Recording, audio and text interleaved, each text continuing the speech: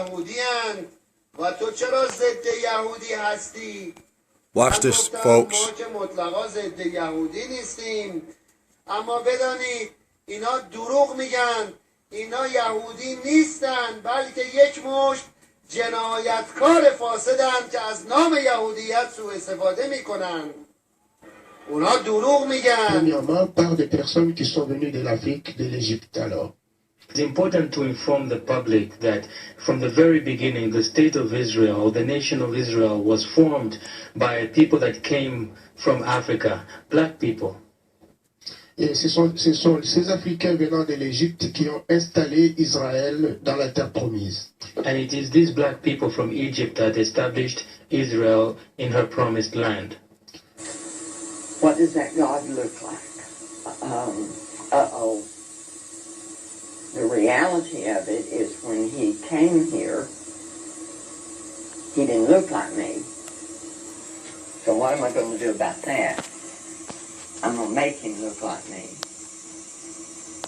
So for hundreds of years, we've been telling you, and now you have to keep in mind that we took away any other God that you might have through force, through fear, through pain, through any means necessary. So now I'm going to give you a God, but I'm going to do that in a way that is going to further me. So I'm going to give you a God that looks like me, so that when you bow down to that God, you're bowing down to me.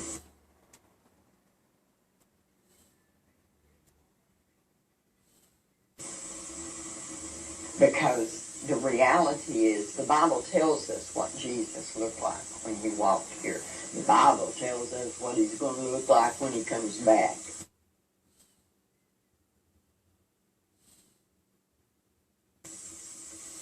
We have taken that and changed it.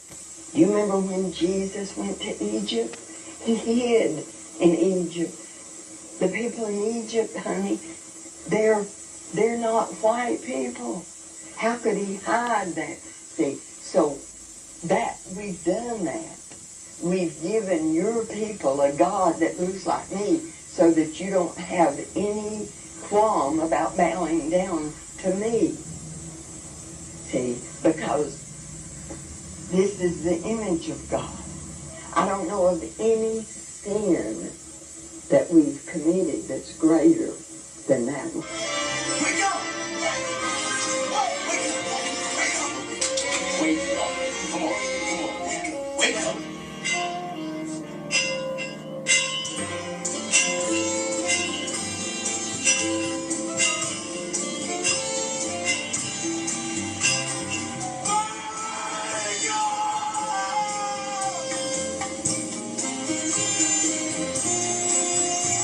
If I were to tell you that blacks once had a great culture which exceeded the culture of whites, you'd probably find that pretty incredible. But we're talking about the ignored truths of history.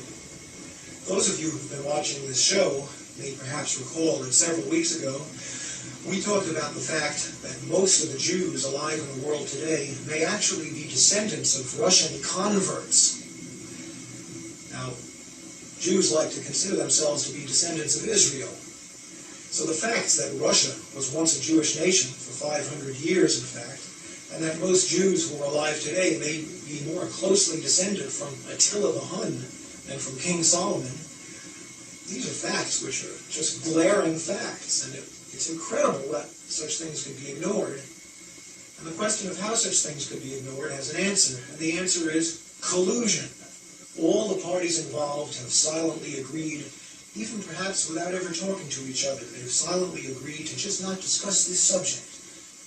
In the case of the Russian Khazar Jews, it's embarrassing and frightening to Jews to consider the possibility that they may actually be descendants of converts and may have very little Israeli blood in them.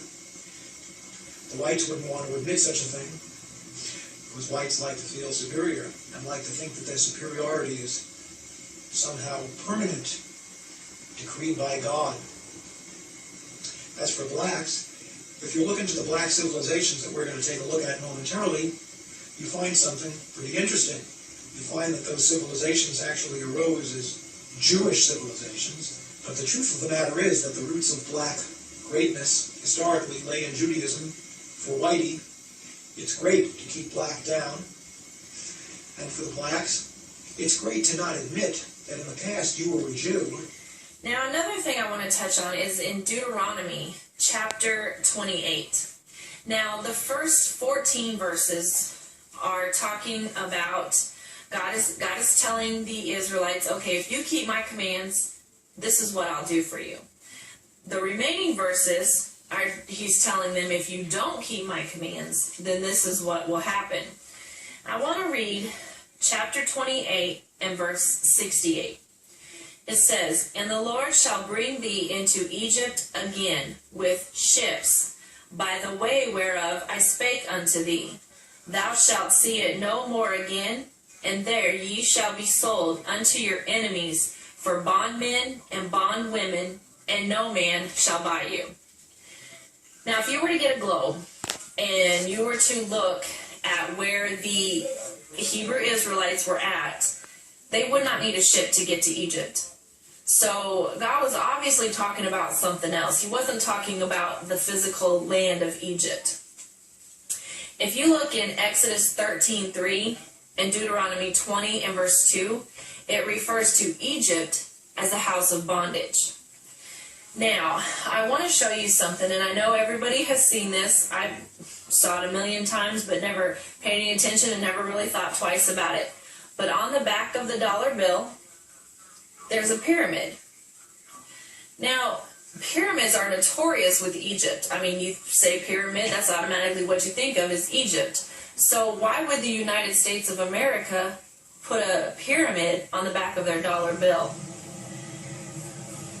Now, with the word Egypt, that's what we told them too, meaning sister. house of bondage, We told them too. God was obviously telling the Israelites, hey, I'm going to put you back into slavery. Slave for that dollar. Love of money. The people that were brought over on ships and sold as bondmen and bondwomen, which are slaves, are the so-called African Americans. That's the term that the white man has given them. Now, like I said before, if after you do this research, which I don't expect you to take anything that I'm telling you, look it up for yourself, do the research. That's what I did. Anytime I was shown a scripture, shown something in a book, I'd look it up myself and do the same thing. And if at the end of that you still can't see it, then I really don't know what else to say. But I want the black Hebrew Israelites, I'm trying to help to get them woke up and to see the rich heritage that they really have. And what a blessing to be one of God's chosen people. I mean, honestly, I'd give my left foot to be one of God's chosen people. You were discussing the disciples. What color were they? So, there you go, man. We've been telling you guys for years. Now the Most High has poured more of the Spirit on all men, like it was prophesied. The Messiah told y'all, he said, I'm going to pour my Spirit on all men, on all flesh. So if you don't activate this truth, man, when they come down and swoop you up like the eagles swoop up a prey, and they put you in their jails and suck your blood and take your property and bash your kids across the street. And as we look across, that abyss, that separation, man, is going to be so deep. But we're going to be partying because we told you. Omar Hosea coming back at you. I'm not saying anything. I'm proving to you that Jesus was not, and I might quote one of our Indian brothers, he was not a pale face.